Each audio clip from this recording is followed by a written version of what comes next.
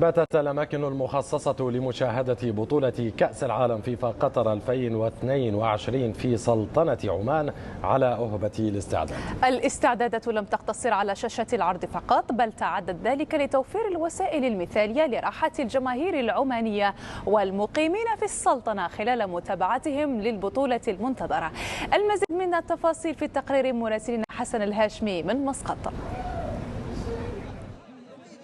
تتحضر سلطنة عمان حالها كحال بقية البلدان الخليجية الأخرى لمهرجان مشجعي كأس العالم فيفا قطر 2022، وذلك للمشاهدة والاستمتاع بالبطولة العالمية المنتظرة، حيث استعدت معظم الأماكن المخصصة لمتابعة مباريات البطولة كل حسب إمكانياته وطاقاته. أنا كمستثمر الحمد لله رب العالمين عندي مطعم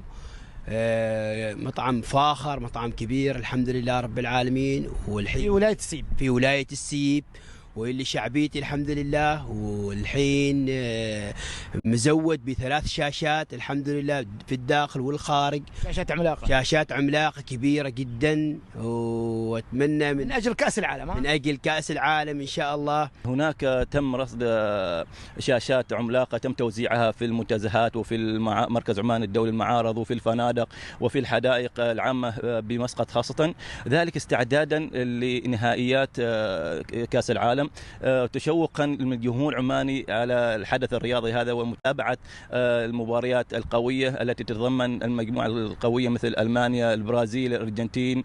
الاستعدادات لم تشمل فقط شاشات العرض، بل امتدت لكل صغيرة وكبيرة من شأنها أن تساعد على توفير الأماكن المثالية والمناسبة لإراحة الجماهير، وهي تتابع أكبر تظاهرة كروية تحتضنها المنطقة العربية.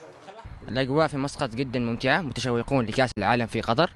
تم توزيع شاشات كبيرة في مختلف الأماكن في المنتزهات والحدائق والمقاهي لمتابعة كأس العالم. طيب وأنت بتتابع وين؟ بتابع في المنتزهات أو في الحدائق. والله الأجواء هنا مشتعلة في مسقط، إثارة الجمهور ينتظروا كأس عالم في قطر كأول دورة عربية، وشرف لنا كعمانيين وكالعرب جميعا أن تقام في دولة عربية ودولة خليجية قريب منا. وفي مسقط هنا الاستعداد ما شاء الله، يعني تعرض شاشات عملاقة في المطاعم وفي المنتزهات والحدائق.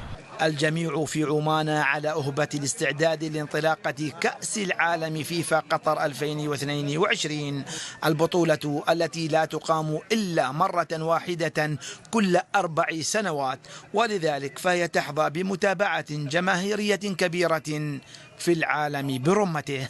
الاهتمام هنا في سلطنة عمان لبطولة كأس العالم فيفا قطر 2022 يأتي من أعلى المستويات، كل ذلك من أجل توفير سبل الراحة والرفاهية كذلك لجماهير البطولة العالمية المنتظرة. حسن الهاشمي، BeIN Sports، مسقط. بعد نحو